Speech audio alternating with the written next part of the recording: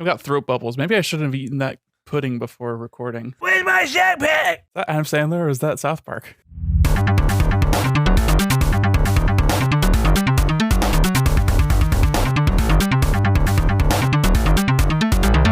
The power of the sun in the palm of my hand. Constant Crusade podcast. The earliest podcast we have ever recorded. That's not actually true. We did do a breakfast pod one time for one of the last quarterly updates with Brennan. Anyway, EJ Olson with Nick Durheim. I have a frog in my throat. No Chris Gillyford today, but in his stead, Brennan Allen makes his triumphant return. Thanks for still being friends with me, guys. Oh, nothing you can do to hurt You're me. You're stuck with me. Yeah, I don't know what Chris has going on. He's got theater rehearsals, end of term, grading papers, making latkes. I don't know what he fucking does in Kentucky. Something. Latkes in Kentucky. Lockies and Kentuckys. So he's not here, which is unfortunate because I feel like he had a little bit of a rant brewing in him. And instead, I get to absolutely bully Brennan about Alan Wake 2 today. So it's worked out for me wonderfully. Hey, it's fine that you have bad takes, but Okay. It's like the Simpsons meme with the principal. No, it's the children who are wrong. It's the children who are wrong. Yeah, you are kind of a Principal Skinner. If everybody else says I'm the problem, there's no way that I am in fact the problem. And I stand by it. It tracks. So Game Awards happened. All four of us sat through this via Discord together, expecting, I don't know what we were expecting. We had talked about what we were going to get. I joked about Mother and Spyro. And Did you jot down our predictions for trailers and stuff that we would see? I didn't remember to do that. I don't even know how much we actually talked about that. Yeah, I think the premise being the Surefire and the Hail Mary, like moonshot, 1 in a million. It's a bummer that Chris isn't here today because we could also have wrapped up the year-end league recap into this and about the absolute Hail Marys that both Brennan and Chris threw trying to get a shadow drop at the Game Awards. And hey, listen, we got one shadow drop and kind of a shadow drop in the God of War announcement, but we'll get there. Anyway. A few kind of shadow drops. Let's briefly blast through our awards. Wow, say that 10 times fast. Briefly blast. Let us briefly You did blast. it in one. I can't do it. We're going to start at the bottom of our list here. Most anticipated went to Final Fantasy VII. You and Chris both got this. Hades was my answer. Didn't get this. Kind of a crapshoot. Kind of a fake award. Like, what does it matter? I mean, they're all fake awards, right? Brendan, did you play Hades? oh yeah. Yeah, I played a lot of Hades. Did you get deep on it the way Chris has? Yeah, I haven't finished like all of the, giving the hearts to people or whatever, the nectar and like getting all of the dialogue. But I've I more or less completed the game and finished like the main thing. How do you compare Hades to Dead Cells? Did you get into Dead Cells? Yes. Yeah. I think I enjoyed Hades more in the long run. I like Dead Cells, but it might have been a little bit too hard, maybe. I think I know. I just never got to the last boss. I never beat the last boss without putting modifiers on. And I think I just like the gameplay in Hades more and just the art style and yeah. Man, I just went full dummy mode for Dead Cells. Hades 2 probably not coming out in 2024. It'll hit early access in 2024. It'll probably be a co-op. It could go the way of the day before and just get delayed 4 more times before Or Silk Song. becoming absolute vapor. All right. Adaptation, The Last of Us 1. No surprise there. We all predicted that. Best multiplayer went to Baldur's Gate 3. Baldur's Gate did well. Oh, yeah, a little. I mean, it got the most awards. No, I think Alan Wake did get the most. It got 4. They got Wake 4 to 3. Alan Wake's 3. Yeah. Damn! Your logic is flawed. Nick, you made a good point about the multiplayer and how appealing it sounded to you.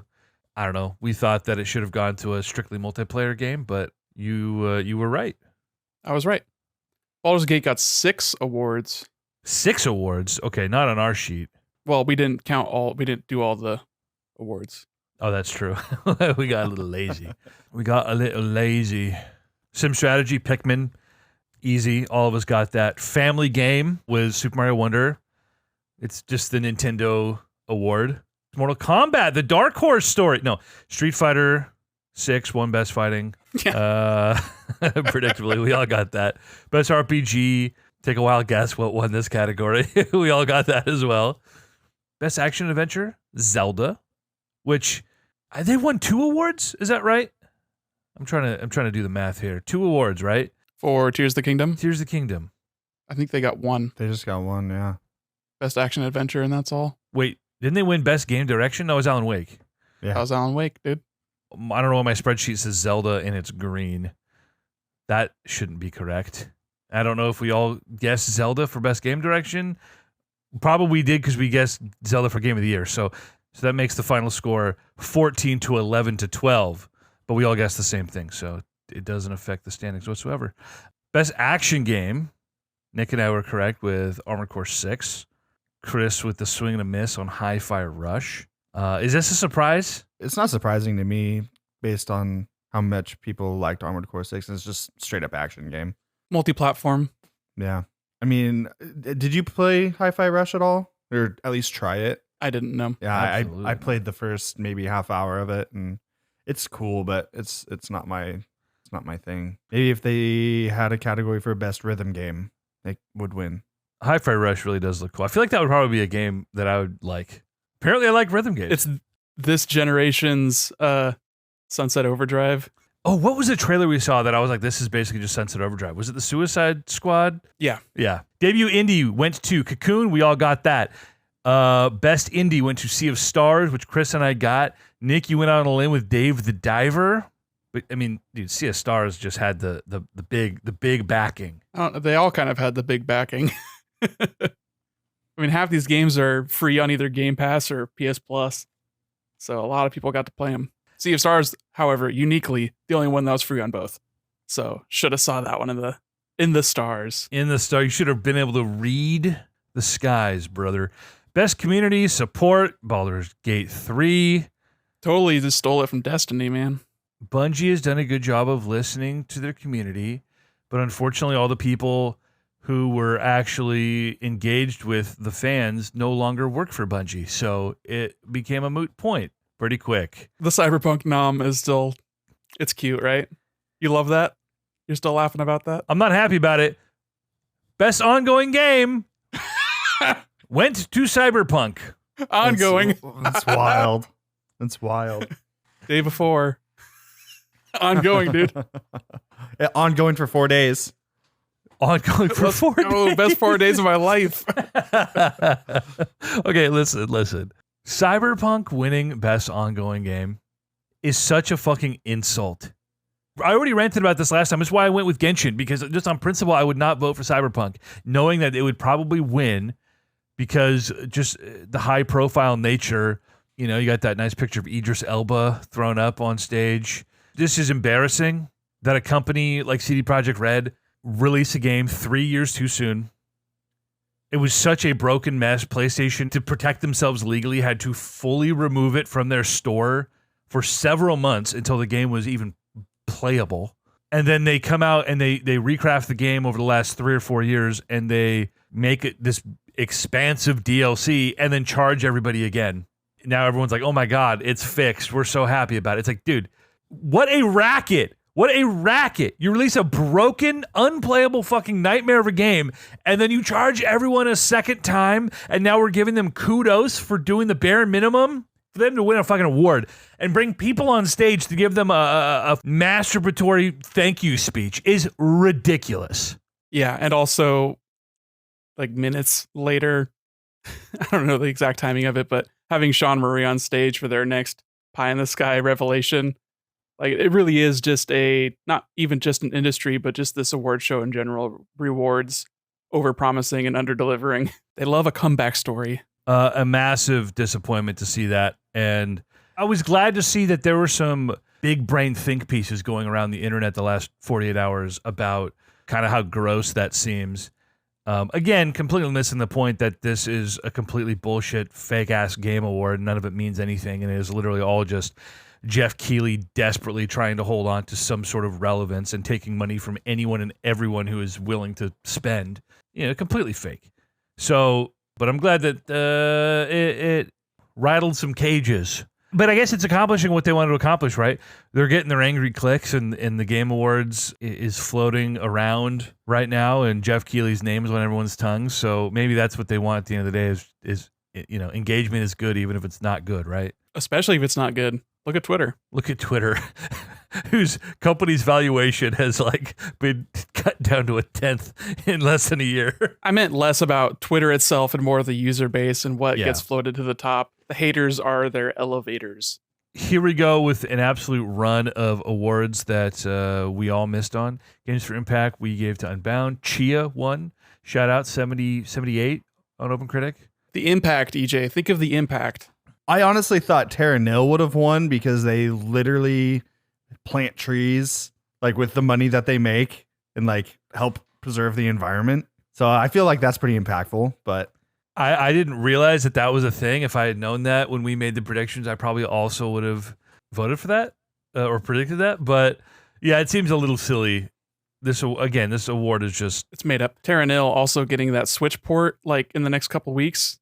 Oh, but it's just a mobile game. I wonder if that'll up the score or lower it. I don't know. I mean, Exactly. if it works on mobile though, could this increase by 19 points though? And give Brendan a chance to beat Chris. Is there even a possibility of 19 points? I would have tried harder for a shadow drop had I known that GTA 6 was going to be a 2025 release. Now I don't really care about last place as much. I know last place would give you the first pick next year. Now, it doesn't really matter so much because there's no clear-cut number one. Yeah. Right now. I mean, Silk Song, I guess, but you're playing with fucking fire, brother. This is year 4. It's gonna happen this year, right? Oh God. Did you choose it each year, Nick? No, Okay. I didn't choose it in 21 or 22. He's had it twice, and Chris had it once, and you'll have it next year. And I hope it comes out. It will be the best 86 I ever played. 86? Yeah. You went under. So it's the accessibility. We went Spider-Man, Forza 1. Best performance? You guys went Final Fantasy. What was his name? Ben Starr. And I went Yuri Lowenthal for Spider-Man 2. Neil Newbon for Baldur's Gate. Should have went for it. Doubled down with the golden joysticks. Dude, when the camera pans over to Ben Starr and he just looks... He's like, you mean I've been on this PR tour for nothing? Whatever. He's getting a lot more work. Audio design, we all guessed Alan Wake 2. It went to Hi-Fi Rush. Interesting. Which was my pick, I think, for score. Music, right? Yeah. Yeah, I mean, I guess it kind of makes sense, right? Just being the kind of game it is and it being so tied to the mechanics of the game, I guess. Yeah, it was just, there's 3 horror games nominated. So you thought maybe one of the horror games would have won. Because it sure wasn't going to be Spider-Man, the worst 88 that EJ's ever played. I mean, it was a fine game. It just wasn't better than the last 2. I know. Another reason I'm glad Chris is on this week because he'd want to open that can of worms. Spider-Man didn't deserve any awards. Yuri Lowenthal probably deserved an award. Spider-Man does not deserve any of these awards. No, I agree with that. It was a fun game, but it was fun, but it was fine. It was underwhelming. Was it better than the last 2 games, Brennan? No, I think it was just more of the same, so it didn't have as much of an impact. If this was the first game that had come out, we would have our tune would be a lot different. I agree. They didn't do enough to meaningfully improve, and being as short as it was and having some of the narrative issues that it had, despite some minor gameplay improvement, and the fact that it reviewed higher than both of the last 2 Spider-Man games and is on this list, or any of these lists, I think it's a little silly given how great the year was for video games. The Game Awards has been going on for a very long time in different incarnations, right? Back in the Spike TV days. TV, yeah. 2017 was the highest rated year in Game Awards history. I think with a total of 92.4 was the average Metacritic score of all the Game of the Year nominations. This was the second highest year with a 92.3. Both years with Mario and Zelda. Yeah, that'll float it up. Right. And obviously Mario Odyssey being the highest reviewed game ever. On Just on Open OpenCritic. Yeah. So score goes Final Fantasy. Should have seen that coming. Best narrative. Here we go. No, I can't argue with this. Best narrative went to Alan Wake 2, which Nick and I both got. Chris went with Final Fantasy, having spent 100 hours in that world. It was the heart pick. What do you do? Alan Wake 2, best narrative. I mean, it makes sense. It's all narrative. Yes, that's true. Here's your opportunity, Brennan, before we get to the EJ starts ranting about how it shouldn't have won 3 awards and it wasn't even the top 20 reviewed games this year. Tell us about your time with Alan Wake 2. You said it was your favorite game of the year. Yeah, absolutely. I was a big fan of the original Alan Wake. And then when Control came out, we always wanted Alan Wake 2, and it was just caught in limbo. And then Control came out, and it gave us Alan Wake, an Easter egg. And then they said that they're making the game.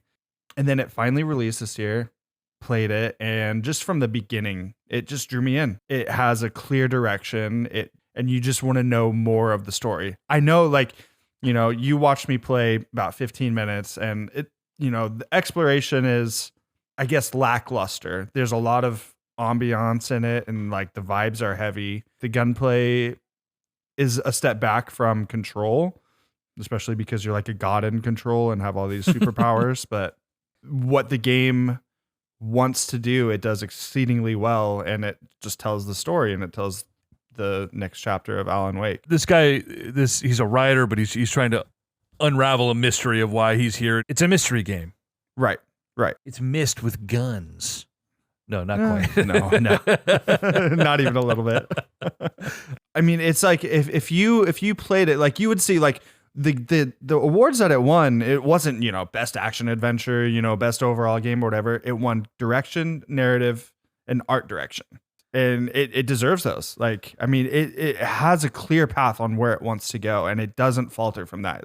The storytelling is the best part of that game. It's a beautiful game, and it is scary, and there are lots of terrifying things about it.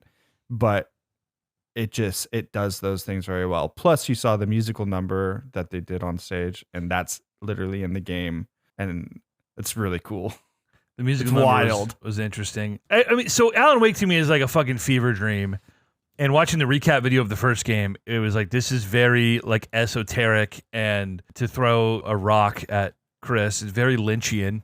It's like, okay, this is loose connective tissue just to get to the next weird thing because we sort of like doing the weird masturbatory, we're weird thing, and that's fine. This game definitely seems like more of that, and I think it's interesting the use of cutscenes with actual actors, which sort of just lends itself to being this weird fever dream where you're going from gameplay, seeing these cutscenes that are part cinematic, part gameplay elements, and you're like, this is fucking weird as shit. It's definitely interesting. Put that in the box. EJ, after watching 15 minutes of Brennan play this game and a 10-minute YouTube recap of the original game, well, it's interesting. It's definitely interesting. Part of me also just reject the idea. The guy who made this game seems like just such a self-important git. He's like, I'm going to write this weird fucking game that doesn't make any sense, and then I'm going to put myself in it, and then I'm going to go on stage during the Game Awards and be the center of attention, and then give a fucking... everything about that guy, I'm like, is this Joel McHale? This guy fucking sucks. It just bothered the shit out of me, so that's also poisoning my opinion of the entire affair. Sam likes a sweetheart. He seems like a totally genuine, awesome dude.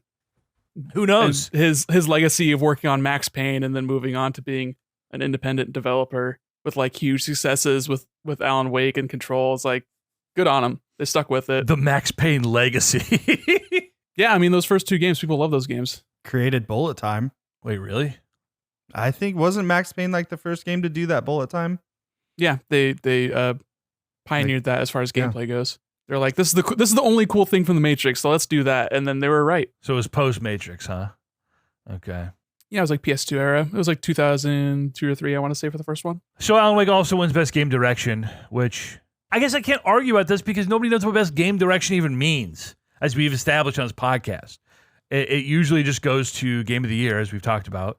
This is one of the few times it didn't just go to Game of the Year, right? I don't know. Sure, I guess. Yeah, notably, the last time that I can remember that I'm thinking of was Death Stranding versus Sekiro getting Game of the Year.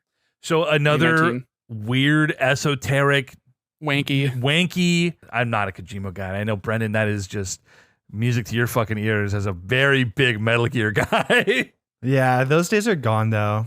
Delta in 4 or 5 years. Right? Yeah. I mean, I'll play it for sure. I'm worried about that one though. Oh yeah, Yeah. Understand. red flags. Well, I'm worried about it for league purposes. I'll play it for sure. But for league purposes, I'm worried about it. Also fair.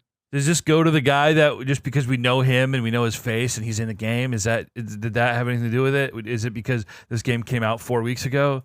I don't know. I would love to see the percentage breakdowns on how many votes for each game went to these different awards. You know, especially considering like what Zelda did to completely reinvent the world that they had made 6 years ago. It completely, in my opinion, upended it. I mean, it was the way you interact with that world changed so much about that formula. I mean, that's why Breath of the Wild got Best Game Direction in 2017. I know it's sort of the fatigue of like, it's the same world and it's the same characters and whatever. It is far and away the superior game in every way. And again, the tools that they developed to interface with the world were just amazing. Best game direction, if you're looking top down. But again, direction is not just about game mechanics. It's not just about art direction. It's not just about, I mean, literally, Nick, you brought up and we talked about this, I think last year maybe, literally someone is directing people for these cinematics and the mocap. Like, is like a film director doing that. You know, it's like, what is this? All of that? Is it one of those? I mean, I don't know. Who knows? And is that the same person? Is it a unified vision? Like, right. It probably is in the case of Kojima, because I don't see him ceding control over to anybody else, especially when it comes to interacting with celebrities. So I don't know if that's the case necessarily with Sam Lake. I don't even know if Sam Lake directed it. I think he might have just been a writer, but I'm not sure. Why isn't this best director then? You know what I mean? Like, I don't understand. It's just, I think it should be. Yeah, sure. I agree.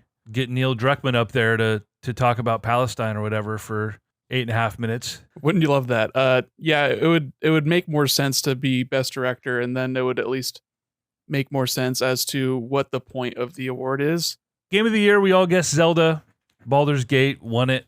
I know we all sort of waffled on this, and it really just came down to have enough of these outlets or the people voting actually played through enough Baldur's Gate versus everybody who played Zelda.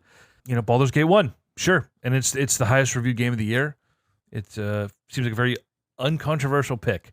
Had Alan Wake won, dude, oh, you would have lost your mind. Oh, it would have not been pretty. Again, I joked in the chat the other day. I said the data doesn't lie. It's not even in the top 20 best reviewed games of the year. I think it is number 20 actually. And how many of those games are like ports? A few of them. So you have to take those into account. Yeah, or remakes. Not Red Dead. Hey, I had a question. Have either of you or will either of you check out Baldur's Gate 3? I have Interest you it. whatsoever? I bought it and I want to play it. It's just intimidating. There's a lot. I actually had planned on, with my time off, getting into it, and then Warzone launched. The easy thing. Stay tuned. I can jump in and jump out. I need to know more about this game. I need to know more about the mechanics, how you interface with the world, because I'm envisioning a game that is very much like The Witcher. It's more Witcher than Skyrim, and I don't know if that's accurate based on what I've seen. I think it's more KOTOR than either of those. What really appealed to me was when you broke down how the multiplayer works. Part of me is like, dude, instead of these schmucks, shout out to my boys, Spencer, Jeff, and Ben, Playing DayZ, we could be playing Baldur's Gate together in our own instance of this universe, and like that's a game that like I would only just play in our multiplayer instance. You know what I mean? Like I don't need to put 200 hours into a single player game, but like this could be a really awesome multiplayer experience that would get us off the Warzone grind and get them out of the absolute doldrums of what is probably the worst reviewed game that has ever been mentioned on this podcast. It's like Golem. It's got like a 41% on OpenCritic. Oh, it's changed so much over the years. No! Stop! You motherfuckers should just go buy the day before and you'd probably have a better experience in that fucking game than in DayZ. I don't know. Is this a game that appeals to you, Nick? Not really. It seems like too much. It's a lot. I love a good RPG, but it seems too deep than what I'm interested in. I love a shallow mid RPG with occasional really good and engaging ones. But I like to just have some popcorn RPGs. Those are my favorite kinds. You know, speaking of popcorn RPGs, I'm kind of excited for Dragon's Dogma 2. Yo, that's going to be awesome. It looks really cool. It looks really tight. It looks janky still, but also like they've made the big steps where it counts. Yeah. That big colossal titan thing that you're fighting, being a cat person. Let's go. EJ, there you go. Cat people. That's all you wanted, right? I've been playing Pokemon, and I've got my little Sprigatito, my little green cat boy. He's level 100, and I just never evolved him because I really fucking hate like waifu furries. So I just kept him a cute little cat, and his stats suck, but it's okay. He still just slashes everything to death anyway because he's level 100, so it doesn't matter. So why'd you pick that starter then? You knew what its fate is. Because have you seen the other two? I like the alligator. Horrific. They're awful. He's cool. They're terrible. I like the fire guy. He's cool. I'll be picking him when I get that game whenever it ships. Before we move off from Game Awards and the awards themselves, I did ask Chris if he wanted to share anything in regards to Game Awards. So I've gotten a prepared statement from him. Love that. Okay. Nobody knows what directors do, and EJ especially doesn't, and also shouldn't be popping off about an 89 rated game that he didn't even play. It's not even in the top 20 for his inevitable AW2 rant. I, for one, am thrilled Best Direction didn't just serve as a fucking baton pass to Goaty. And then he also said, also, the announcements were piss poor. It's no wonder world premiere voice quit in protest. That's funny, considering what I do for a living.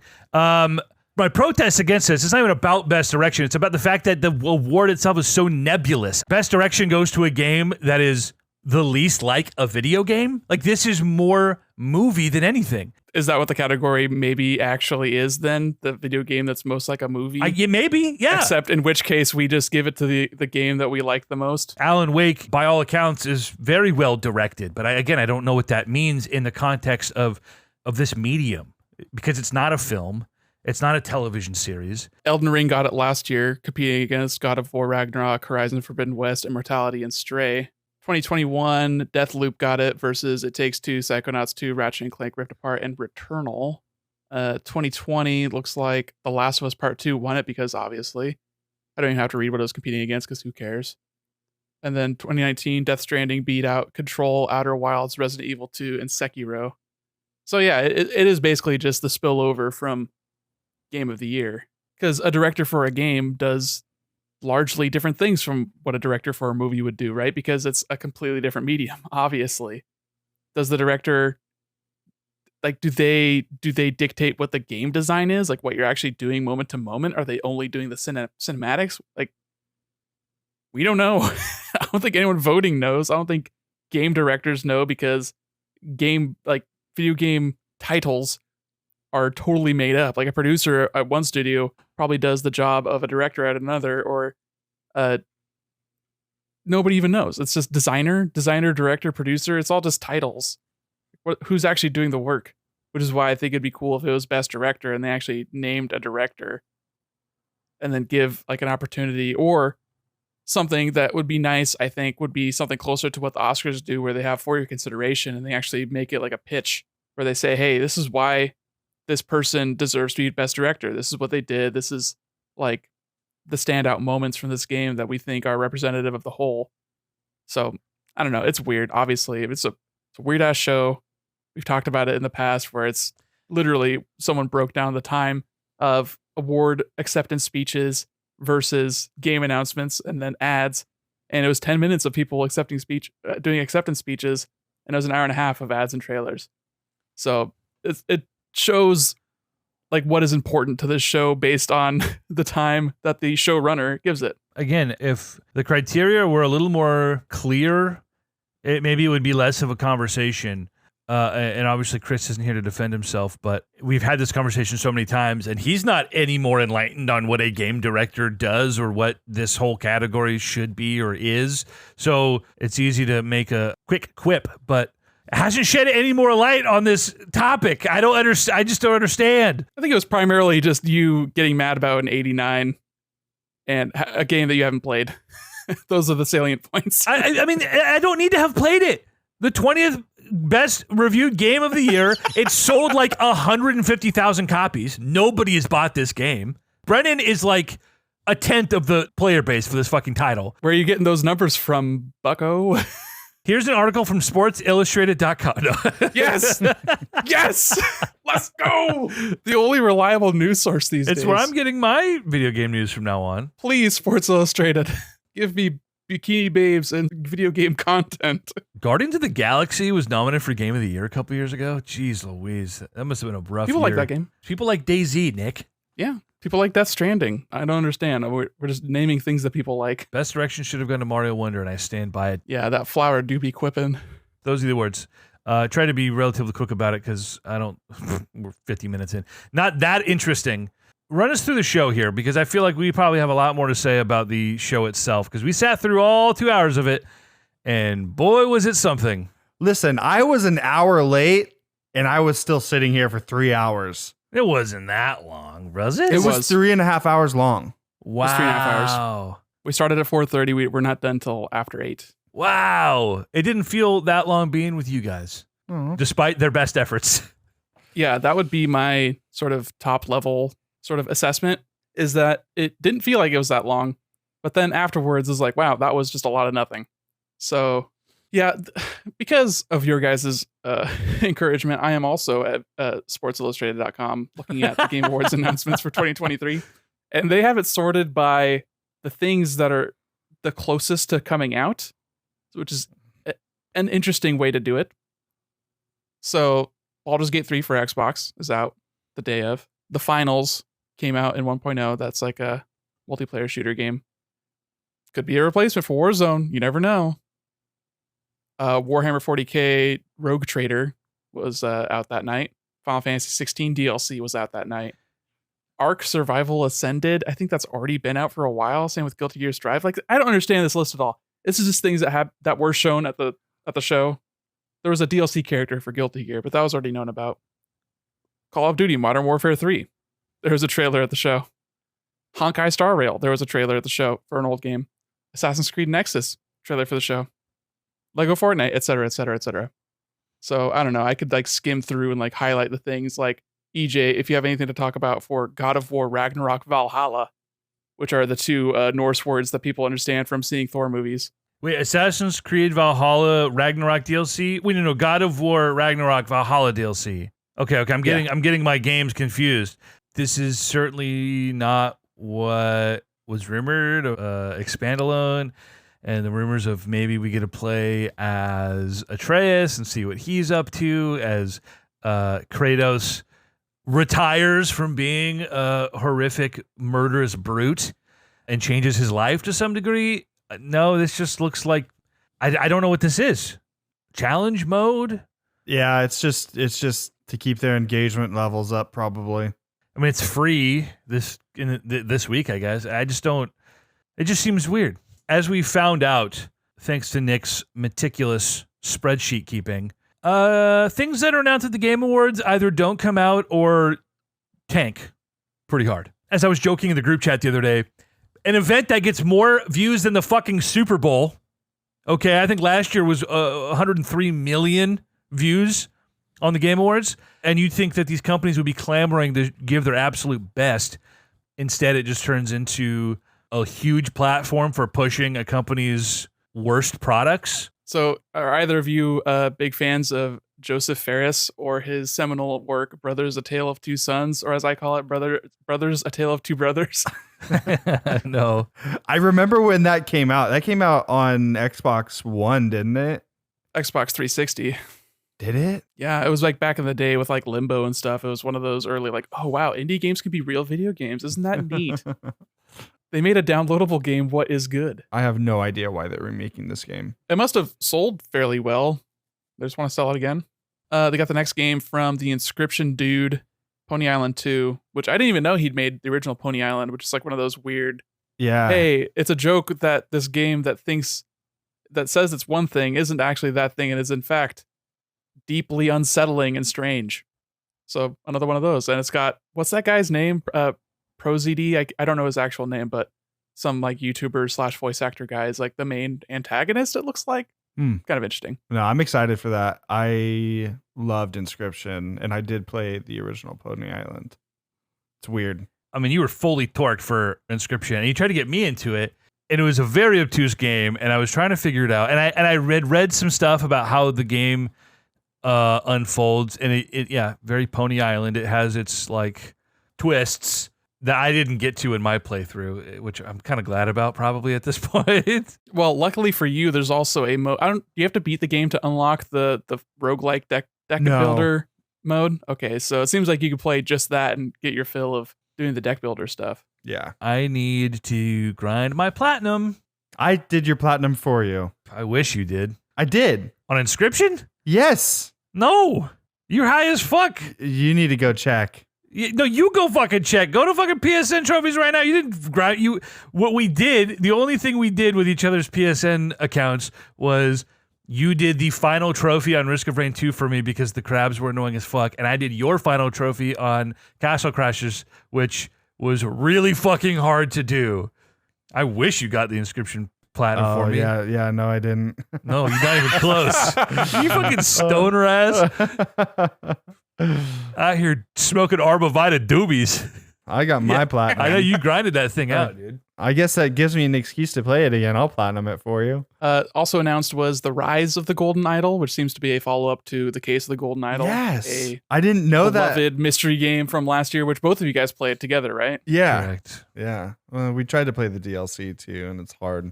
It's just hard. It's hard. And it's the end of a long The Spider day. of Lanka or whatever. Yeah. I'm excited for that too. The art style looks a lot different. It looks cool. Yeah, instead of like a weird MS Paint drawing, it looks like one of them 3D games. Yeah. Good on them. This one was interesting when we saw the trailer for Usual June, which is seems to be a deaf girl who is doing a musical. Or was that Harmonium? That was Harmonium. What was Usual June then? Usual June was like the spooky ghost. I don't think I saw this. I think I might have been peeing. You may have been. This is like an action game, but like anime, and looks kind of creepy. It's the Tunic guys. Yeah, a lot of them kind of blend together for me. So yeah, Harmonium was the game that I was just talking about from Odd Gentleman, which I'm not sure if I'm familiar with them as a developer. Coming to Xbox Game Pass and Netflix games. So if you can't pay for it, it's sure to be good. Also shown was Windblown, which is the next game for Motion Twin of Dead Cells fame. EJ, what did you get from this trailer? It was a tale of two trailers to me. I think the cinematics looked horrible, and I was like, this seems like a third rate. Yikes. And then it like showed some gameplay, and then it showed us the developer, and I was like, that's weird. This shouldn't look like this. Yeah, I don't know why they do this. Dead Cells, apparently they've had great success with their kind of cheap looking animated trailers that are mostly just like tone pieces, I guess, because they are not indicative of the gameplay whatsoever. That's just like a cheap kind of Saturday morning cartoon look. The gameplay, and then they show the looks gameplay sick. for it, and it's actually a Diablo look down. It's like they're making a multiplayer Hades is what they're doing. They decided, hey, let's take our roguelite chops and do that, but top down and multiplayer. So, but not like free camera movement like Risk of Rain 2, but it's a Hades like. That's the vibe I got. Which can be totally exciting. And if it is multiplayer, half these games I would never play solo. But like with Risk of Rain, Brendan and I put how many hours into it? And then we started playing with you and Lindsay. It just got us hooked. So a game like this that is action-based and not cooldown hotkey based, like a Diablo or something. It's going to be. Way more appealing. You think it's going to be more like Diablo than Hades? Hades is an action game, right? Yeah. Hades has cooldowns too. I'm sure you will have a attack that is not like a long cooldown, and then you'll have 3 attacks that are longer cooldowns, and then you'll cycle through, depending on gear, what those attacks are. That is generally the loop. I mean, that's what Risk of Rain does as well, except less so on the abilities that you unlock. But that's more the loop for Dead Cells and Hades, where you get a gear, and then you decide how you spec that gear based on if you want it to attack faster or deal more damage. In Risk of Rain, like your movement matters and your default attack doesn't have a cooldown. To me, playing Diablo is like playing KOTOR, where you're just queuing a bunch of attacks and then watching it all unfold. And that is not appealing to me. I want to be constantly engaged and having to like in real time interact with what my enemy is doing. I don't want to just queue a bunch of shit up and say, all right, let's see how this plays out. That's all Diablo is. Like there was zero skill or engagement. So what I'm hearing is you just don't like long cooldowns because Risk of Rain is heavily a cooldown game. If you stop moving in Risk of Rain, you die. If you stop moving in Diablo, nothing changes. Your left stick is not on a cooldown in either of those games. Not entirely relevant. You were clearly missing the point of what I'm trying to describe here and what I don't like in these quote You're unquote talking about action games. cooldowns, and both those games have cooldowns. What do you expect from me, bro? Oh, God. Anyway. They also showed Thrasher, which is the next game from the Thumper developer, which is like a horror rhythm game. Looks weird. That's exactly what I would expect from it. Dredge, Dave the Diver crossover. Did either of you play either of those games? Yes. Dredge was awesome. I love Dredge. Dredge seemed really cool. Is that the fishing game? Yeah. Yeah, horror fishing game. Very Lovecraftian. Not a game for me. I think you'd Okay, like it. this next one checks all the boxes for Perfect for a Keighley Game Awards showcase. It is from Archetype Entertainment, a new studio made up of former BioWare developers, blah, blah, blah, blah, blah. Debut trailer introduces the main character known as the Traveler in capitals, and it introduces the game's time dilation mechanics, which will feature in both gameplay and storytelling. This is the Matthew McConaughey one, I think. That's got like the weird people with the big eyes that I said look like Fortnite characters with pores. This is a good segue into talking about as you've already noted, sort of the inconsistency in what the Game Awards purports itself to be and what it actually is. And you have these weird moments where they've paid a lot of money to get some random celebrity to come up and half-ass a couple of jokes. Matthew McConaughey was fine, but as we'll get to later down the line with like Anthony Mackie and like, oh God, it was so bad. And you have these fucking dickheads up there just yammering for minutes and minutes and minutes. And then it's like you get these developers who are nervous coming on stage to like talk about the thing we're here to talk about. And the fucking meme board in the back that we've seen floating around.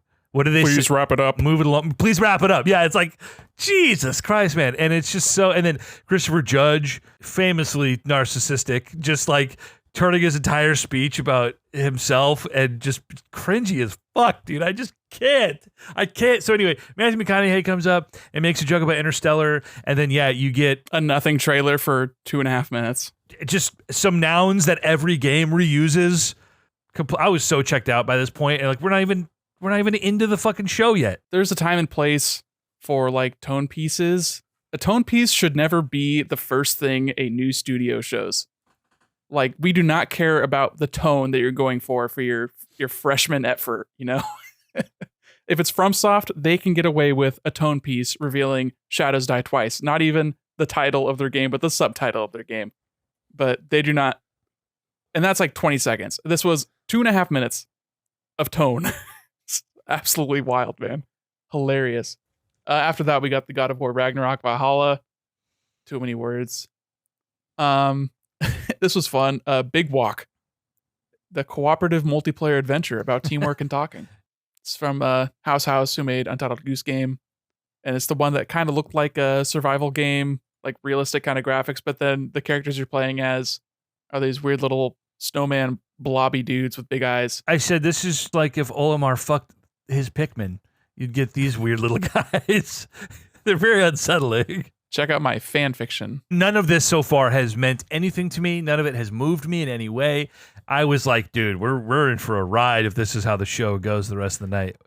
Yeah, and I don't have like timestamps to see how long it's been in the show. I think this is like half hour into the main show at this point, probably. Would be my guess. Because that's when we got Hellblade 2, a new trailer from that, which showed a little bit of gameplay, mostly just like cinematics and talking. 2021 EJ, how do you feel about this game potentially being actually next year? I didn't play the first game. Obviously, having drafted this game, because the first one came out in like 2017. Is that right? I'm going to need someone to fact check this. God, no one knows. Senua's Sacrifice. 2017. 2017. So 2021, I was feeling, okay, we got the announcement in 2019. We're feeling like, how much goes into a walking sim like this. We're going to be 4 years into the sequel. Sure, this game should hopefully come out next year. But anyway, their trailers are always awesome. EJ, if you thought that Alan Wake 2 looked like it was not your jam, you should play the first Senua's first Hellblade game. No, I know. There's a reason I hadn't ever played that game. Thank you, Brendan. I don't mind, a good walking simulator. He just doesn't want to be scared doing it. I don't like being scared. Oh, big scale with DJ. All the horror games that I've played, I've actually just sat next to Brendan while he played and contributed every once in a while when we have to make a decision. We played through Until Dawn. We played through The Quarry. We have played Phasmophobia together, but I have to have Brendan next to me screaming in my ear like a little girl to make myself feel better. Brendan, do you have the platinum for Senua's Sacrifice? No, I honestly couldn't really get through it. I've tried a few times to get into it, and it never clicked with me. I always heard kind of mixed things about the sort of design of how you are navigating the environments and then doing weird puzzle things and then getting whispered at aggressively. Yeah. Seems interesting. I don't really get why this became so elevated. Is it just because Microsoft is desperate to have a Naughty Dog that everyone's like, well, Ninja Theory is that for them? They have to be. It's like, do they? Ninja Theory, the makers of DMC and this and Heavenly Sword or whatever? I don't know. I mean, it looks beautiful. It looks really cool. It has really good cinematics. Yeah. But like, where's the game that backs that up? Why is there so much fervor for it? That's all. I think people are going to be very disappointed when the game actually comes out and they have to be brought back to reality where the game actually is, which will be like maybe an 80. But everyone's going to treat an 80 like it's a 60 because they wanted it to be The Last of Us 5. After that was the new game from Moon Studios, the developers of the Ori games, where they're doing a action RPG a la Diablo called No Rest for the Wicked. Had a cool like design as far as like the visuals, but I'm not super into these kinds of games. So did this stick out to you? This wasn't the Fortnite-y one. Everything looks Fortnite-y. Yeah. It's just kind of cartoony and Wasn't like that. I'm seeing like a weird man with candles on his head and an old feller. okay. It was more glowy. It was more like Yeah. if a Warhammer was glowier and less about thick dudes. I think that like the only thing that really stuck out as far as game announcements goes was that Metroidvania that they showed. That one did look really tight. Yeah. What was that? That was the Tales of Kinzera. Was it Zao? I can't remember. Yeah. Zao. Well, not OD, the new Hideo Kojima game for Xbox Game Studios. Hold on. Yeah, we'll get to that. No West for the Wicked. I don't even remember what this was apparently. So moving on from that. Dragon Ball Sparking Zero. Yeah, would this do anything for you, EJ? The sequel to Tenkaichi? This looks fucking awesome. This is the first time, not the first time, the second time, but the first time in a 3D Dragon Ball game like this, where the art style finally both captures Toriyama's gorgeous art and being faithful to the 2D style of Dragon Ball Z, while also being competent at being a 3D action game, something that the 3D Dragon Ball games have never done. And the first time an art style like really captured that energy was obviously in Dragon Ball FighterZ. This is doing what FighterZ was doing, but in a 3D environment, and that has literally never happened in the history of Dragon Ball games. All the 3D Dragon Ball games look like shit, including Xenoverse, which I quite like. It's a little uncanny. It doesn't quite capture the spirit of the 2D Toriyama style, and they all sort of have their, not quite uncanny, but it's just, they're always just off because you're turning these 2D characters into 3D models, obviously. This really did it for me. I was blown away because like last time we saw this game, it was just like a quick cutscene of Goku, right? Like on a black backdrop, basically. It was like nothing. I barely even remember what that was. This I was pretty taken with. So hopefully the gameplay is actually good. I mean, Dragon Ball games historically are reviewed pretty awfully. I think the only Dragon Ball games that have actually ever reviewed well are Dragon Ball FighterZ and Legendary Super Warriors on the Game Boy Color was received very positively, but very niche experience. Yeah, I thought the backgrounds in this game looked bad and the characters didn't belong in them, but that's like most of these games anyway. I have no hope that Bandai Namco will make a good 3D fighting game because they never have. See, I was never a big fan of early Budokai, like Budokai 1 and 2, and then later on the HD of 1 and 3, I played a little bit. Infinite World is obviously a game that I've talked about a lot on this podcast, but like never really got into all the spin-offs and the Tenkaichi games sort of after the post Budokai lineage. I mean, every year we got a game for how many years? Like at least 7 or so. Like they were on a roll with those for a while, especially in the PS2 generation, early PS3. Right. They announced Visions of Mana from Square Enix, which is a new Mana game, not a remake. I think it looks pretty nice. I'll have to wait and see what like the gameplay actually is, because they're kind of hit and miss with their action RPGs. So have you guys been talking about OD? It seemed like you had some some lineage as far as what you've talked about already with this game. The new Hideo Kojima game featuring 2 people talking awkwardly at a camera, fresh out of acting school. I don't think there's really much to talk about because they didn't show anything. It wasn't like we got a trailer like Death Stranding, like we're like, oh, what is this? I mean, we're like, what the fuck is this? But Something was happening at least. Yeah. I don't know. No, instead you get a couple people doing a quick brown fox jumped over the lazy dog. Yeah. And Kojima hiding letters in actors' mouths, and then the stupid fan base eating it up. It kind of I don't know if you guys remember when they were like the Kojima game was coming out and that turned out to be Metal Gear Solid 5 and they were the Moby trailers. Dick. Yeah, exactly. It kind of reminds me of that, and like where he had the I think he had the guy or Blue Box Studios, man. Remember that? and it turned out to be just like a trailer for the engine where it's like that was all engine, but it looked like he was interviewing a real person. That's what that looks like.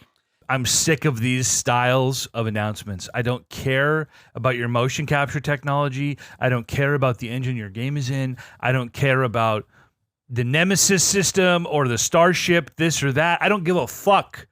I don't care if it doesn't meaningfully translate to what the game is actually trying to do. I don't care about any of that. I don't need a fucking tech demo. This is stupid. And we spent 20 minutes doing it. And we got Jordan Peele awkwardly coming out looking like he's hopped up on coke, shaking his head at Hideo Kojima speaking Japanese, with his translator awkwardly was trying to remember what he was supposed to be saying in front of thousands of people. It was terrible. And this is what we spent 20 minutes on? Come on. One thing that I think is interesting is that the door that he walked out of is the same door in the PT hallway.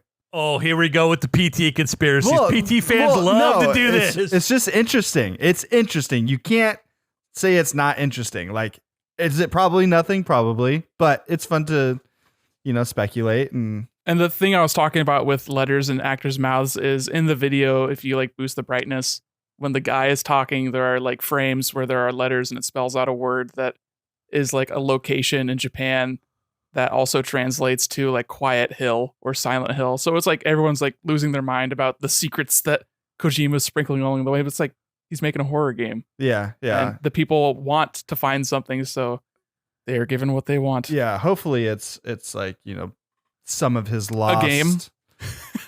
Lost ideas from the Silent Hill game that he's getting to put into this. So we'll see. Silent Hill being the most coherent of Kojima's works would be very cool. And I know there was a lot of excitement around PT. Brandon, I asked if you played it. It was like a 2-hour demo, right? Oh, it depends on if you knew all the puzzles. Okay. So yeah. Okay. I never finished it because it's too hard. The Legend of PT, has it grown to be what it is just because it was removed from the store and Kojima left Konami and did weird shit like Death Stranding? Or was it actually, is it worth still talking about the way it's talked about all these years later? I don't get it. Well, the whole thing about it is it was the playable trailer for Silent Hills. Right. And we got that. It got canceled. So like, we don't get that. I think that's where that comes from, is like, what could have been from that game? Everybody's clamoring for that and we still want that. So, it's like, as far as PT itself, like, it was scary for sure. and it was a cool tech demo. I think it did sort of take that first person horror experience from the indie side where that had really exploded and become popular and turned it into something that real gamers could appreciate. Someone could nominate Silent Hills for Game of the Year at a Game Awards, but they would never do like Outlast or Amnesia or whatever. So I think it brought that into popularity in the horror genre, but the horror genre still kind of floundered after that anyway, until maybe Resident Evil 7 kind of brought it back as far as popularity in the mainstream. I don't know. But a lot of that is thanks to the first person and the sort of like more of the mind fuckery as opposed to the jump scares that were popular at the time. So Kojima, so that was going to be his first he didn't do Silent Hill. He had never done Silent Hill before. That explains why those are way more coherent than anything Kojima had done before, because he didn't do them. Okay, that makes a lot more sense now. Yeah, he had done Boktai and Boktai, the Game Boy game. Shout the fuck out, dude. yeah, shout out, dude. Sun is in your hand. The power of the sun. The sun. In the palm of my hand. Alfred Molina's Hideo Kojima's Boktai. That is so sick. Okay, so that makes a lot more sense in my head then. I know, Brennan, you're the Metal Gear fan in you is like, fuck you every time I talk shit. Another 89 that you've never played, EJ. Actually, I don't think any Metal Gear's gotten as low as an 89. Brennan sent me like a 9-hour video one time about the lore of Metal Gear, and I was like, I ain't watching all that. That is Did too I? much. Whoa, I Yeah, must have that's been way drunk. too much. You're like, listen, if you play the games, you're not going to understand anything. You have to watch this video first. I was like, I don't know, dude. Obviously, I don't understand anything either. You could watch Metal Gear Solid 4, the movie, which is all the cutscenes from Metal Gear Solid 4, which I think is like 20 hours. Yeah, it's Oh, insane. Christ. It's fucking insane. Do we skip over? Mostly everything, yeah. I mean, the next thing that Brennan mentioned earlier was Tales of Kenzera, which is that Metroidvania game that got announced. And it showed gameplay. And guess what? I like that. I like seeing the gameplay. It looked cool. It's supposed to come out next year. They said it's going to be like $20. Like, hell yeah. Yeah. Let's go. Too bad Chris isn't here to talk about Final Fantasy VII Rebirth. Well, that was a big hold nothing anyway. It was just they brought out an orchestra to play the title song from a game that's not out yet. Like, why? Yeah. Did you guys see I'm trying to find it, but there was I don't know if it was a Reddit post or a tweet or something about the breakdown of the time spent in the Game Awards. Yeah, it was a tweet. I saw that. I sent it to Chris, so I'll scroll up and find that. Yeah, 3-hour runtime was 10 minutes of winner speeches, 13 and a half minutes of musical numbers, 26 and a half minutes of award presenters, 42 and a half minutes of other presenters, and an hour 28 of trailers and ads. Okay, this list is not fucking comprehensive because the only two things that I found interesting or exciting are not on this list. Which were? Black Myth Wukong and Jurassic Park. Oh, yeah. God damn it. Well, Forgot about those. Jurassic Park Survival is in the Sports Illustrated website. Shout out Sports And Illustrated. Black Myth Wukong, also Sports Illustrated. Sports August 20th, Illustrated. 2024. We got the date. Comprehensive as fuck. Okay, Black Myth Wukong was a game that I looked at heavily pre-2023 draft. I was very taken with it. I thought gameplay-wise it looked way more interesting than the other one that I ended up picking up. Wolong Fallen Dynasty. So I remember picking up Wolong thinking it was Black Myth, and then it turned out that it was a good thing that I got him confused. If you go back, you can hear my panic as I realized I drafted the wrong game. Of course, Wukong gets delayed, so it worked out in my favor. Wolong got an 82 or 81, something. Dude, the trailer they showed for this, I know it was like cinematics. I was just really taken with this. I love the idea of doing Journey to the West. These characters look ridiculous.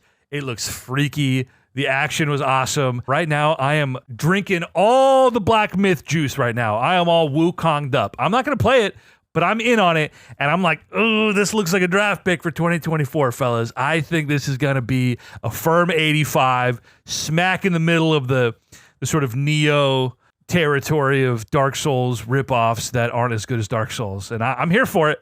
Brendan, what do you think about this? I can't wait to play it. Hopefully it's more like Eliza P, you know what I'm saying? Who is Eliza P? Who's Eliza? I don't know what you're saying because I didn't play that game, but I know you liked it. No, That was I know what you're great. saying. Less the stance gameplay and like the sectioned off levels Yeah. that Neo had. Yeah. I don't know if they've really have they detailed what the world is as far as how you're like how it's laid out for you. I've only ever remember seeing like action sequences, so I don't know like what the in between is. I've seen some gameplay, and it looks more open world ish, open world adjacent. More Sekiro. Yeah. So I don't know. We'll see. I don't recall. I just remember there was like a 20-minute gameplay demo, but it was all in one area, I think. Yeah, just talking to some freakos and fighting a lizard man. It was like wasn't it like a spider creature or something? I don't know. It's all the same. It's all just freakos, Fucking man. Yeah, dude. Seriously, they're freakos. It was freaky. This trailer fucked, man. I don't know. I mean, I'm glad they gave a date for it, but it showed nothing new to me. Sure. I mean, it's advertising, of course, as we've established. It's all just advertising is supposed to get you hyped, even if it's not saying anything meaningful. And it worked. Jurassic Park Survival. The sequel to Jurassic Park that you never got. Literally a direct sequel to Jurassic Park. Like minutes after the ending of the movie is what the little blurb for the game says. This woman makes a call. She got stranded on Isla Nublar. Everyone is left. The T-Rex is still out there. One of the raptors is still trapped in the freezer. And you see all these moments. She's in the kitchen and it pans over the freezer door. And then she's outside and she runs into the little winged bastard who spits poison, and the T-Rex confronts her and she pulls the Jeff Goldblum. So it's like the greatest hits in this direct sequel. I said this on our chat, and I don't know how to adequately convey this. This trailer gave me a feeling that I don't know how to describe. It's that feeling where something in real life happens that you've only felt in a dream. I don't know. It's a feeling. It's a weird feeling. I have had so many recurring Jurassic Park dreams. Like deja vu. It's not like deja vu though, where you're grasping at straws trying to remember something that you aren't sure if it happened or not. That's not what I think of when I think of deja vu. When I think of deja vu, it's like this has happened. It's like I'm remembering something that hasn't happened yet. Well, that's exactly it. It's not that feeling. It's like I remember these recurring dreams I've had for 25 years. And these dreams I have are horrifying. I'm usually being chased. I'm stuck somewhere that I can't leave. And dinosaurs are a part of so many of these dreams. So this whole trailer, I was like, whoa, I'm having that weird feeling. Like I'm in the dream and I know it's a dream, but like these things it just was so bizarre for me. And I was like, I hope this isn't like a shitty multiplayer game. It's not. It's going to be a single player survival game. I doubt it's going to be good, but right now I am so hyped on it. This is the one thing from this Game Awards where I was like, that's day one for me. I'm going to play that game. Dude, dinosaurs on the island. I know this island. Literally, you know how many times I've been chased by a velociraptor in my dreams over the last 25 years, guys? You are uniquely prepared for this scenario. I am horrified, terrified, excited. You know how many times I've been out on Mount Hood up at Camp Creek camping for the weekend, and there's a T-Rex in the forest, and we're trying to not get caught by the T-Rex? Tens of times, okay? Countless times. Tens! Innumerable. Jurassic Park, not a 10 on your movie scale. Nah, I gave it an 8. Gotta vote with your heart, man. It shows its age in a lot of places, and I still love it. I'm trying to divorce myself from the nostalgia of something that I know like the back of my hand and can recite forwards and backwards. Also from the time and place of like, wow, this was really amazing for 1991 or whatever. 1993, whatever. 90? When was that? Anyway. I think it was 90. And just like, how is this watching in 2023? And it was very good, but not a 10. Brennan, are you excited for Arcane's Blade? The third person honestly kind of makes me a little hesitant. I'm always hesitant about third person like action games like that, and especially I don't think Arcane's done a third person game. I don't think they have. I think this is the first one. So it'll be interesting. I don't know. I mean, we'll see. I think it's a recipe for success. If anything, it reminds me of Guerrilla going from the Killzone games to something marketable. But you're doing that, but also putting Marvel IP on top. I mean, obviously, Blade is nowhere, like, it doesn't even stand in the shadow of Marvel Spider-Man, but it has still got that big red logo on the front, too. So that's going to immediately be more popular than anything Dishonored's or Arcane's ever done, like Dishonored or Deathloop. So hopefully they get that bag. Yeah. And hopefully it's good. Yeah. I don't think the jump from first person to third person is going to be that dramatic. That's like a toggle on the back end. You know, it's Obviously, it impacts world design and stuff, but I don't think it'll be. I think the ceiling for this is like 2013's Deadpool. I don't know. No, the ceiling is like above Spider-Man as far as critical consensus. Really? Yeah. What did Deathloop get? That's not even their highest rated game. I think the Dishonored games got better than Deathloop. Deathloop is like a low score for them. Deathloop was like an 89. Yeah, 88 or 89. So I mean, Arcane can 88. get good scores. People love immersive sims. Insomniac has proven that they are the safest and most consistent for Marvel games, but I think that Arcane is not Arcane is not safe or consistent. Obviously, Redfall, Prey, Dishonored, 78, Dishonored 2, 87, Dishonored DLC 82. So I mean, they make good games. So yeah. Right, but they're more beloved than their scores indicate. Yeah. Oh, for sure. Yeah. Deathloop might be their highest rated game. I was pretty sure the original Dishonored's got better scores, and you might be looking at like ports and stuff because Metacritic does a bad job of surfacing scores, it seems. What else? Yeah, Light No Fire. That's the Sean Murray Hello Games game that's like trying to be just a one planet. Like, yeah, sure, buddy. Okay, pal. All right. Okay, buddy. And then Simu Liu talking for 30 minutes about his broken foot and Stormgate, the RTS from previous developers that were at a big studio and are now not. A real bummer of a show. I know we've had shows in the past where like the cringe levels are off the chart. We've talked about the celebrities showing up, trying to be funny, a relatively disengaged audience. The show's going on for far too long. No real hype moments like we always want out of these ceremonies. Like if they had gotten up and we saw the Switch, hear the Switch snap and see a Nintendo logo and we get a 30-second trailer and they say something is coming, stay tuned for our direct in January or whatever, or even a Metroid 4 splash screen again. Like just some hype moment. There was no real hype moment. I know the highlight for you, Nick, a lot of years is the medley they do with the orchestra and everything, and it's been worse every single year. Yeah. I think I can go ahead and say that. Like it's pretty obviously it peaked in like 2019 or so, and it just has been downhill since. I know they're trying really hard. This becomes a little more, as far as the hype, they want this to be the Oscars, right? Like this, every year we talk about these nominations like they mean something. And you can argue that the Oscars don't fucking mean anything, and I know Chris would probably have something to say right now. But this was the first year watching where I really felt I came away from it feeling like this doesn't fucking mean anything.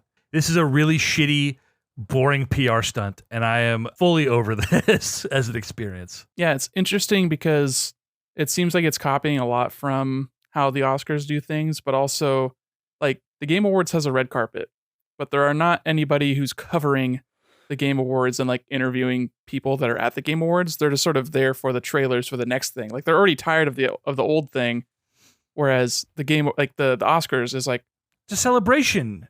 It's cranking it for the year that had just happened. Yes, and this has a little bit of that, but it's mostly just cranking it for the things that are going to be happening in 2025.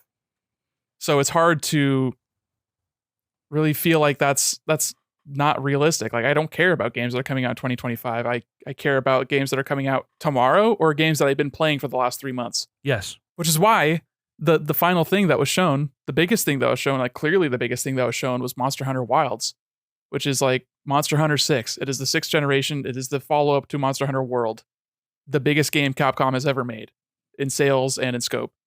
So clearly this is supposed to be a big deal.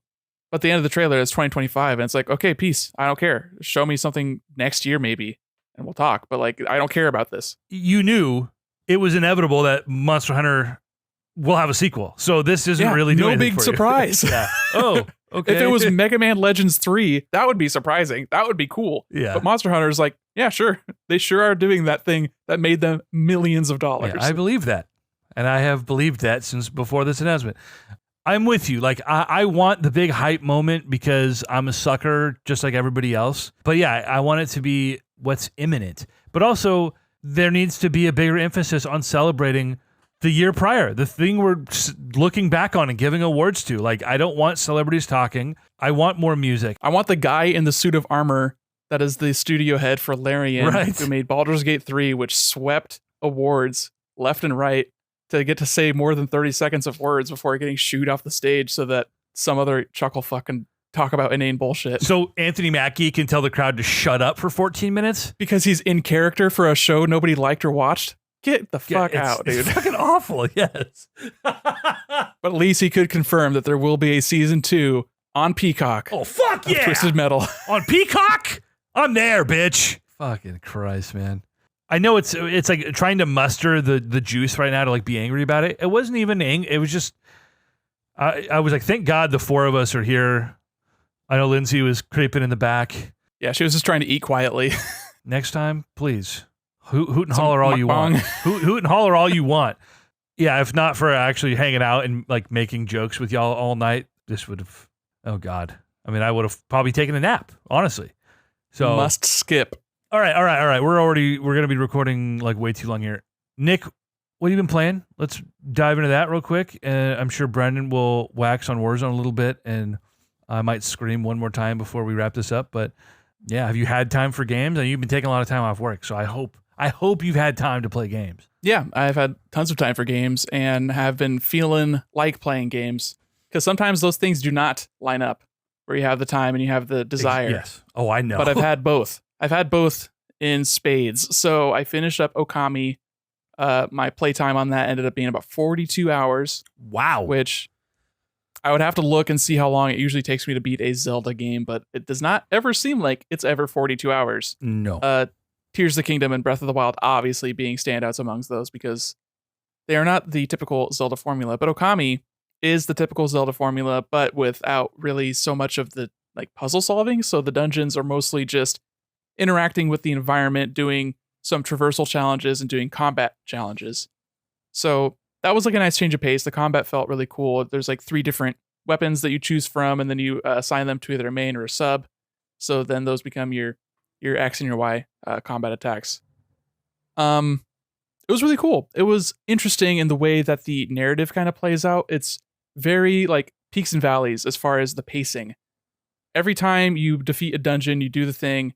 There's not like a one overarching bad guy that you're constantly trying to thwart. It's like you fight what feels like the main bad guy within the first quarter of the game, and then you move on and you go do like something completely different.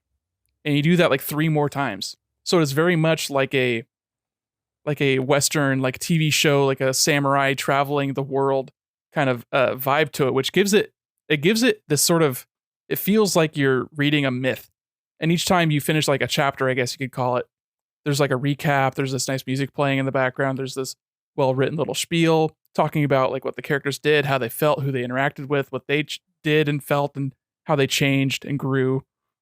And then you move on to the next thing. So in that aspect, I think it's really cool and inventive. And I hadn't really played anything that sort of was structured that way. So that stuck out to me. And then the ending was, had a good emotional payoff, had a character that you thought was like kind of a dirtbag, kind of like a childish person, ends up doing like the right thing and pulling in clutch and like being the real hero that they needed to be to help you defeat the final big bad. So that's like really great and awesome. So yeah, I would definitely recommend if you have the time and like the patience, because this is a game that despite having like a good variety of things to do, it did feel like if I wasn't in the mood for this game, I would totally just drop it. And I did do that. I dropped this game for years until I was like sort of in the mood for this kind of game and picked it back up and had a great time. But I would recommend if you're in the mood for something like that era of Zelda. This came out in 2006, so the same year as Twilight Princess. But a lot of people end up liking it more. I still like Twilight Princess more, but if you're in the mood for something like that, I would recommend giving Okami a shot. This is the same studio that did like Beautiful Joe. Yes. This is Kamiya. Have they done Over Studio anything lately? They did Nier Automata a few years ago. Oh, okay. Platinum is still a studio. I mean, Kamiya just left the studio like a few weeks ago. So they're on a different trajectory now. And they've had like total like whiffs and like stinkers since then, but they still put out good games as often as they put out bad games. It's like Shaquille O'Neal. You shoot 50%, you make one, you miss one at the free throw line. You make one, you miss one. You make one, you miss one. That's all good. Yeah. Comes out in the wash. So I finished that, and then so I, spent 40 hours of the game, and it felt longer than 40 hours in some ways. But it's weird how a game can feel like a chore, but it was also really gratifying. I don't know how I don't really experience that often, but I think it's mostly just like that era, like PS2 games and GameCube style games. So I wanted something short and like bite sized. So I checked through the old library Durheim and picked off my game shelf one of the shortest titles I could find. And that was something called Male Mole, which is a cute 3D platformer, indie developed game where you play, as you guessed it, a mole who is like a little mailman dude. And you're just running through these worlds. It's very, like, the level design is very reminiscent of Mario 3D World. Huh. But the traversal is unique. So you're holding Y to run, but you're underground because you're a mole. You're holding Y to move faster, but that's not really the way you want to move around. You want to jump and then hit Y right when you're landing, and that gives you a temporary boost. So it's all about jumping and landing and boosting, and you get in like this really crazy frenetic sort of roller coaster zipping around these levels that are basically, pretty easy, pretty bare bones as far as uniqueness or design, but it's really, really fun to like zip around and you're slingshotting off of things and you're barely in control, which is like the best place you want to be. Like you want to feel like you're just barely holding on when you're playing a hardcore platformer. Wow. And this isn't a hardcore platformer. It just lets you be hardcore about it. So that was really fun and engaging after 40 hours.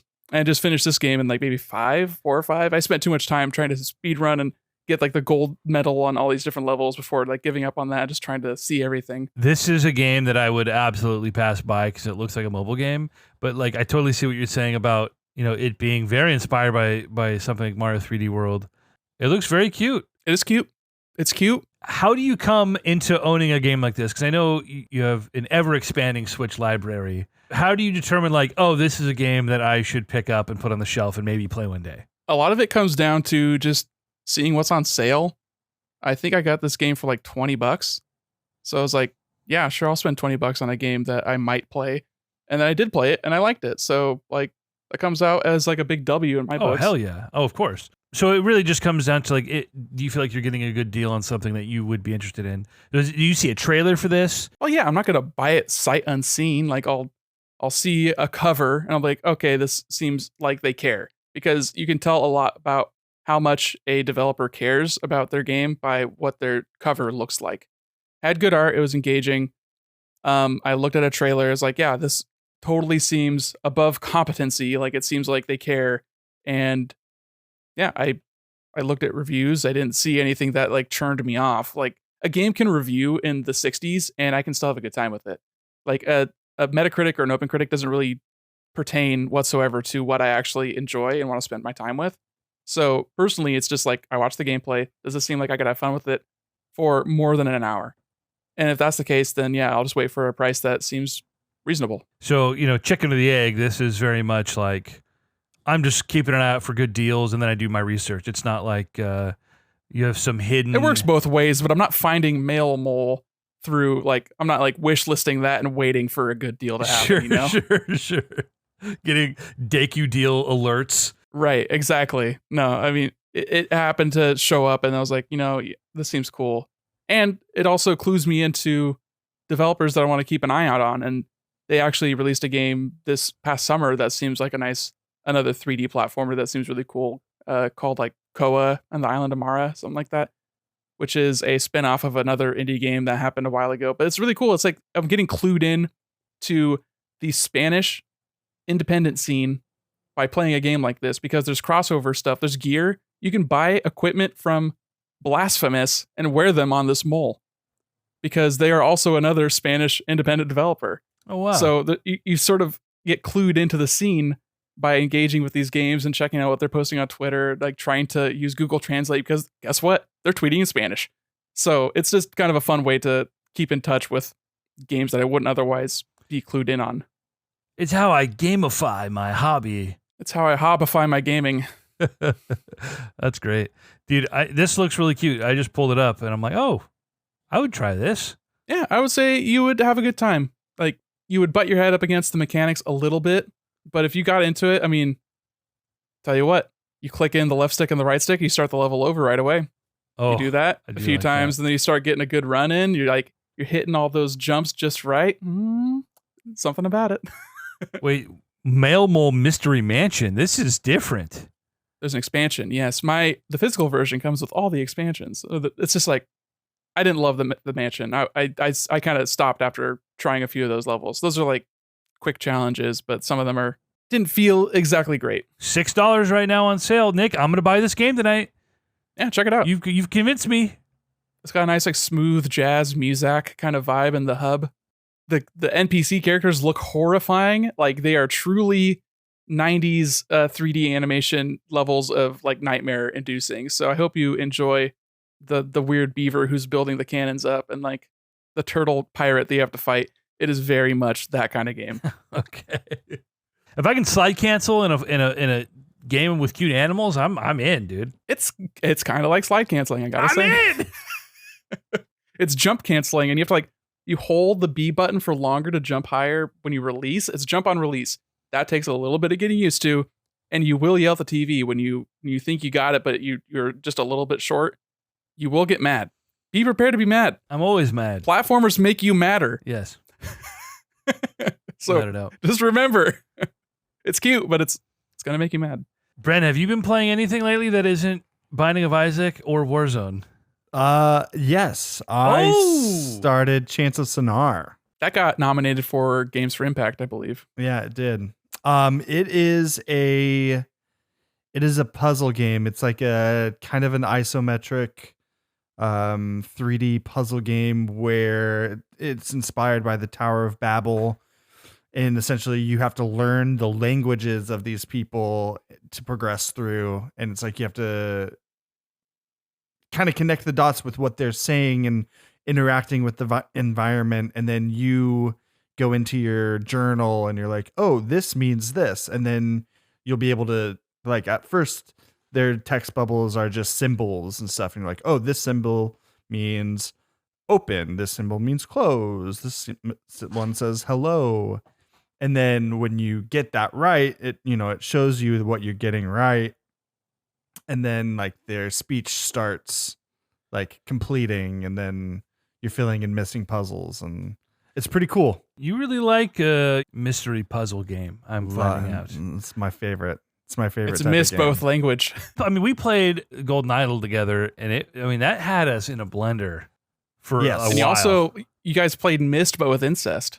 Dude, I had to explain that game to Sarah like 2 nights ago because it popped up on one of the guys I watch on YouTube every year does 30 platinums in 30 days. And he was doing that game. And I was kind of half paying attention, and I hear Willem Dafoe, and I'm like, who's fucking their As sister? one does. Yeah.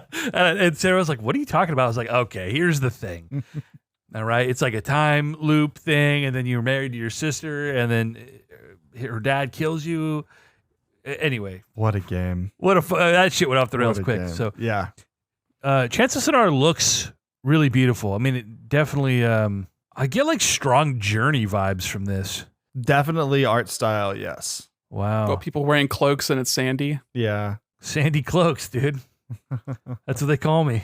Yeah, it's a cool game. Are you playing on PC? Yes. Oh, so you can stream for me while I can play stream for it. Pokemon? Absolutely. Oh my gosh, Brennan. See, I wake up and I do my chores and I work for a little bit and I run some errands, and I'm like, why hasn't Brennan hit me up yet? He just doesn't like me, I guess. He's too busy playing single player games, having alone time, rejuvenating himself, not being exhausted by his friends who demand way too much emotional energy from him. And then I'm like, you can just put on a game and I'll just silently play my game, but we can just like be together, I'm needy, Brennan. You're like a video game cock, EJ. Wow. I just want to watch. I want to watch someone play my game. Yeah. Jesus Christ. Yeah, give me that platinum, Brennan. I can't do it. I'm not worthy. It's like, I mean, that just grinds my gears. Just like, I don't know how any of this works. It's like, just fucking play the game and you'll figure it out. It's like, how have you gotten through life, EJ? Wow, man. That's EJ's feelings of me, of playing my Pokemon game. Just 20 years later. Listen, meanwhile, I'm having to do the last platinum on Castle Crashers because things were moving too fast for Brennan. Oh, because it was boring. Let's not throw stones here. That was the most engaging trophy of the whole list. That last one, dude, the Hello Barbarian, fuck that shit. That sucked. That sucked. I spent way too many hours trying to get that last trophy. Yeah, I didn't want to learn it. Didn't want to learn it. It did not seem fun. Let's get a little Call of Duty in here, Bren, before we wrap it up. Safe to say we're back. We're back! We are so back. It feels like just yesterday we were doing our Warzone post-mortem. Rest in peace, Call of Duty. Long live Call of Duty. Well, I guess it was only 3 months ago. Every week this comes up. We talk about how Warzone died last year. And what I mean by that is Warzone 2 came out, and they removed Rebirth and Resurgence, the game mode that I have 1,000 wins in, that we played the most in Warzone 1. They took away our game mode, and it was only Battle Royale, quads, and solos on the big map. So when we say Warzone died, that's what we have historically referred to as last November. And we took a big break. Didn't play Call of Duty for months and months and months. You guys kind of dabbled in Warzone 2. I know you were kind of like, fuck this. Yeah. Because it was bad. And we can get into the reasons why it was bad and how they finally mitigated that over a year later. And then we did our retrospective-ish thing with Ben a few months ago, and that was after the servers were taken offline. But we had, those last 2 months, we had started like really playing Warzone 1 again, getting into BR, learning the big map, and really having fun with it after a much-needed break. We needed that gap between Rebirth, Island, and Resurgence, and the fast-paced, and coming back with sort of fresh eyes. Yeah. And by God, did we play a lot of BR those final 2 months. So much. Dude. I don't even know. I wish we had the stats, but yeah. Warzone Tracker is still up. You can go right now. You can find out anything you need. We had a lot of fun with it. And then it died in the last night. It was all chronicled. Well and good. Okay. We tried to play a little Warzone 2 on and off. We kind of started playing it the last few months, but like Warzone 2 had so many issues. And as much as they did to try and fix those issues over the last several months of Warzone 2.0, they did not. There were movement tweaks every other month trying to get the game to feel a little bit better, and they just couldn't do it. While Modern Warfare 3 has reviewed horrifically and is being called probably the worst Call of Duty game ever, the actual mechanics of the game are a massive improvement over the last couple of titles in Cold War, Vanguard, and Modern Warfare 2. And all of those mechanics, the movement, and a lot of the sort of quality of life tweaks all came to Warzone last week. And it is like a dramatically different feeling game. Yeah, it feels like we're back. It feels playable. You can actually fucking play the game. They tried to take this from an arcade shooter where things felt fast and flowy and quite unrealistic. You know, you're taking sniper shots to the dome and you're plating up and you're running around like Barry Allen, you know. I mean, it's completely unrealistic. And Warzone 2 wanted to turn this into more of a Battlefield, like slow, grinded out, bringing that realism to the game that Call of Duty has never been about and should never be about. Early on, there was a lot to complain about, right? Like the backpack system. You couldn't even plate and run. Like you had to dead stop to reload your guns.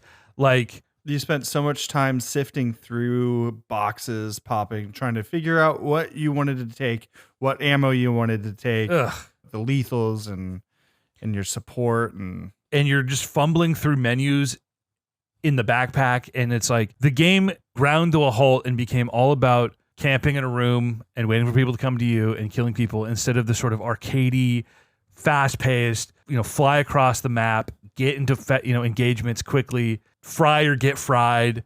And there's a lot that goes into that, but the game very quickly, when I say very quickly, they instantaneously, when Warzone 2 dropped and boom, the skill gap disappeared. There was no way to outplay people with your movement. The guns were impossible to control, so it became a complete crapshoot. Movement's back. That's the biggest thing for us, is movement is back. Dude, Brendan, I got to show you this video. I saw Joe today accidentally pull out a shotgun and then drop like 40 kills on the big map.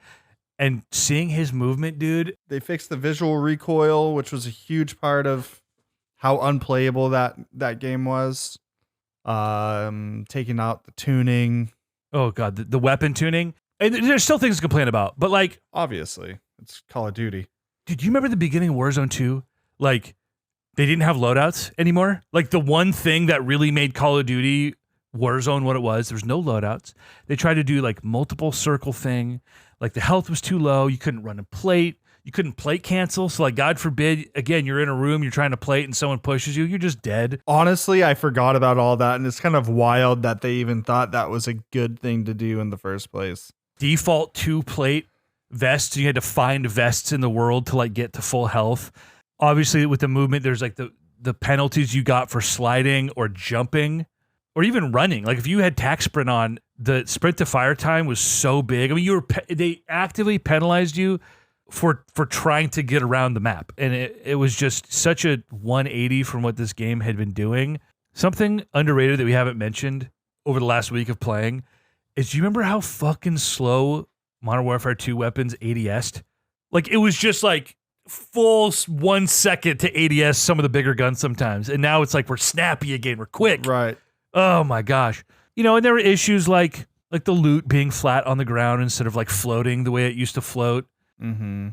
They brought the color system back for guns. So instead of like trying to look at the little ticks on the bottom to see how many attachments it's on, it's just like gray through orange or whatever, and like looking at it if that is a gun worth picking up. You know, obviously the movement penalties for sprint to fire is back to a good place. Like you can slide cancel now, which slide canceling I don't think matters that much from like slide cancel doesn't reset your tack sprint anymore, right? Which is fine. Like I don't think that was that big of an advantage anyway. I wish they would have kept it. But be able to like slide around corners and quickly get in and out of gunfights and like reposition. Dude, it used to be like you turn a corner and there's two guys there. You're just dead. What are you going to do about it? You're just dead. You can't 2v1 them. You can't run away now.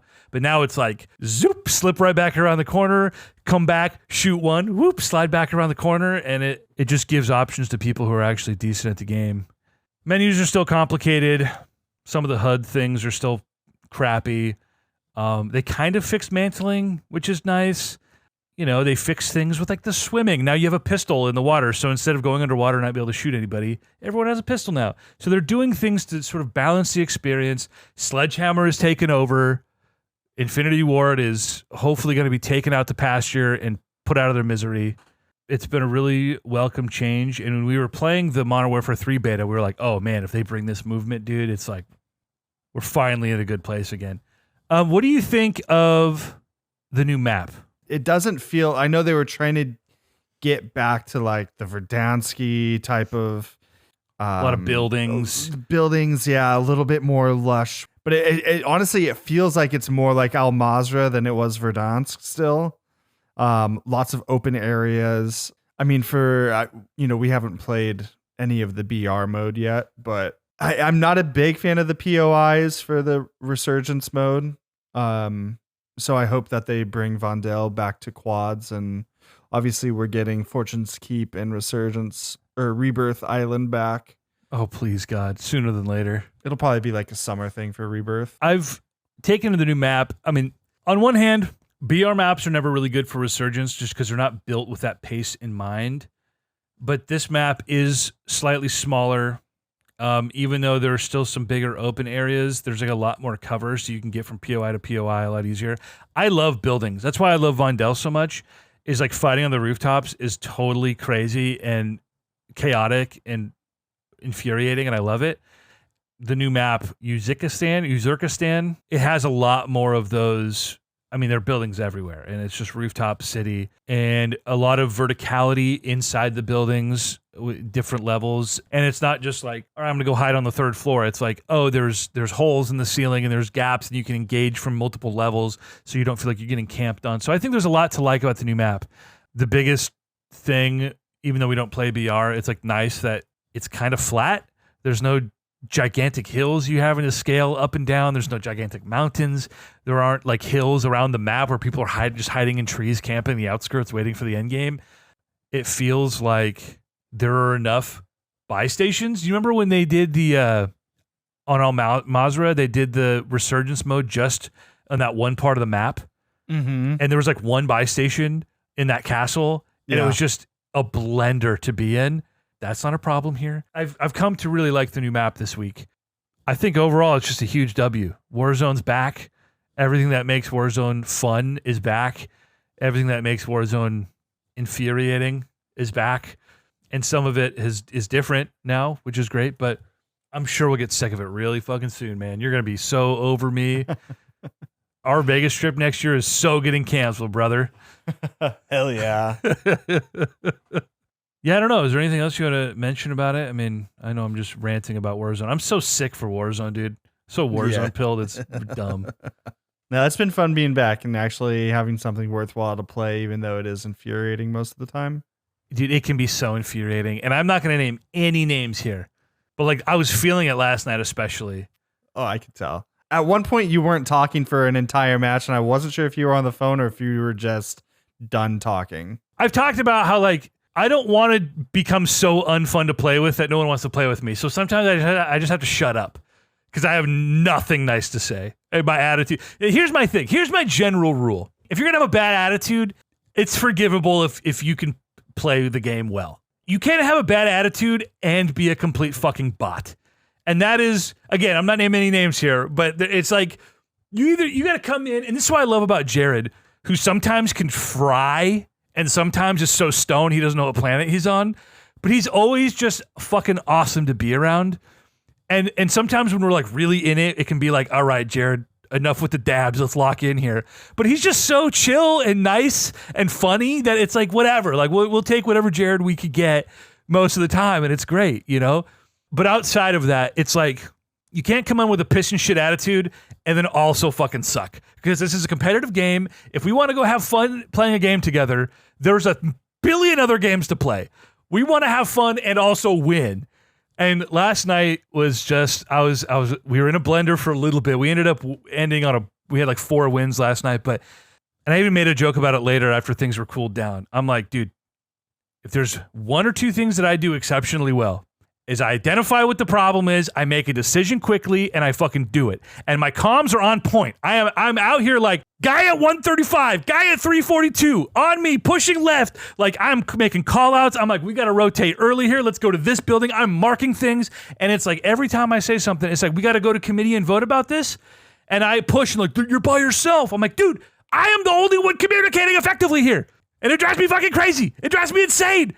And then when we finally locked in and we stuck together and we communicated and we were like ripping off wins back to back to back. And I was like, this is what I'm talking about. Like, let's not get greedy. Let's not get caught in the weeds trying to get 1 or 2 kills. Let's fucking move. Let's move. I was just so, I was going nuts last night, dude. And we got there. We got there. I just had to cool off for a game. I didn't say jack diddly squat literally for an entire match. What am I doing here talking? What's the point of saying words? No one's got to listen anyway. Sometimes I'm just astounded at the lack of game sense. And to me, that's the easy part. I can't shoot straight to save my life. I can't hit a shot. All the nuances of the game, understanding the game, that to me is what will make you good or not good at the game. And to me, I'm like, this isn't the hard part. Shooting is the hard part. This is all easy stuff. How come we can't figure this out collectively? I try to contain it. I try to, okay? Sometimes, most of the time. I'm seeing you contain it right now. Well, this is, again, like you said last week, this is my fucking platform. This is where I get to get it all out, okay? This is the closet you can close and scream into. And I am, and it's good. And, you know, right after this, I'm going to go crack open a fucking bubbly, and we're going to jump right into Call of Duty. That's absolutely true. Now I'm sweating. You need to get that fan right in front of you. Right? It's tough, and I know you know it too, Brett, because like something will happen and everyone's thinking the same thing, but there's just this very pregnant silence. I gotta calm down. It's just a video game. It's just a dumb fucking shooter. Who fucking cares?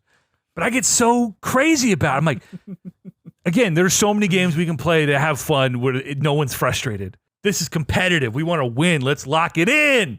Have you ever considered playing DayZ? I have not been invited by any of my quote-unquote friends to even play DayZ.